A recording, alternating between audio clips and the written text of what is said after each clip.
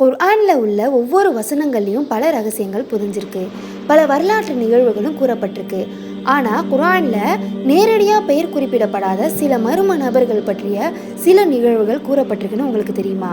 அவர்கள் யார், அவங்க என்னெல்லாம் செஞ்சாங்க, அவர்களின் கதையிலிருந்து நாம் என்ன கற்றுக்கொள்ளலாம் அப்படிங்கிறத பார்ப்போம். சூரா அல் பக்கரா 2வது அத்தியாயம் 259வது வசனத்தில் ஒரு அழிக்கப்பட்ட ஊரை கடந்து சென்ற மனிதர் ஒருவரை பற்றிய சுவாரஸ்யமான கதை இருக்குது. அந்த ஊர் முழுமையாக அழிக்கப்பட்டு வீடுகள்லாம் பாழடைஞ்சி அங்கே உயிர் வாழ்வதற்கு எந்த ஒரு வசதியுமே இல்லாமல் இருந்திருக்கு. அப்போ அந்த மனிதர் அல்லாஹ்தாலா இந்த ஊரை எப்படி உயிர்ப்பிக்க முடியும் அப்படின்னு நினச்சிருக்காரு. அப்போதான் இந்த ஆச்சரியமான நிகழ்வு நடந்திருக்கு. அல்லாஹ்தாலா தன்னுடைய வல்லமையை அந்த மனிதருக்கு காட்டினான். அல்லாஹ்தாலா அந்த மனிதரை 100 ஆண்டுகள் வரை மரணிக்க செய்தான். பிறகு 100 ஆண்டுகளுக்கு பிறகு அந்த மனிதரை உயிர் பெற்றரும்படியும் செய்தான். அந்த மனிதர் எழுந்ததும், நீங்கள் எவ்வளவு காலம் இந்த நிலையில் இருந்தீங்க அப்படின்னு அல்லாஹ்தாலா அந்த மனிதரிடம் கேட்டான். அதற்கு அந்த மனிதர், ஒரு நாள், அப்படி இல்லைன்னா ஒரு நாளில் சில பகுதி உறங்கியிருப்பேன் அப்படின்னு சொன்னார். இல்லை, நீங்கள் 100 ஆண்டுகள் இந்த நிலையில் இருந்தீங்க.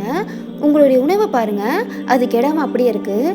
ஆனால் உங்களுடைய கழுதையை பாருங்கள், வெறும் எலும்பு மட்டும்தான் இருக்குது. மனிதர்களுக்கு அத்தாட்சியாக ஆக்குவதற்கு தான் உங்களை மரணிக்க செய்து உயிர் பெற செய்தேன் அப்படின்னு அல்லாஹ்தாலா அந்த மனிதர்கிட்ட சொன்னான். மேலும் அல்லாஹ்தாலா கூறினா, அந்த கழுதையின் எலும்பை பாருங்கள், அவற்றை நம்ம எப்படி சேர்க்கிறோம், அதன் மேலே எப்படி சதையை போர்த்திக்கிறோம் அப்படின்னு சொல்லி அந்த கழுதையை அல்லாஹ்தாலா உயிர் பெற செய்தான்.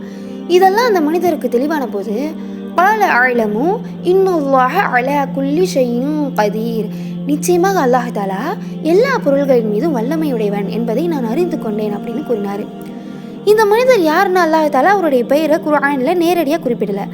ஆனால் இந்த வசனத்திலிருந்து நம்ம என்ன புரிஞ்சுக்கணும்னா, இன்னல்லாஹ அலா குல்லி ஷைஇன் கதீர், நிச்சயமாக அல்லாஹ்தாலா எல்லா பொருள்களின் மீதும் வல்லமையுடையவன்.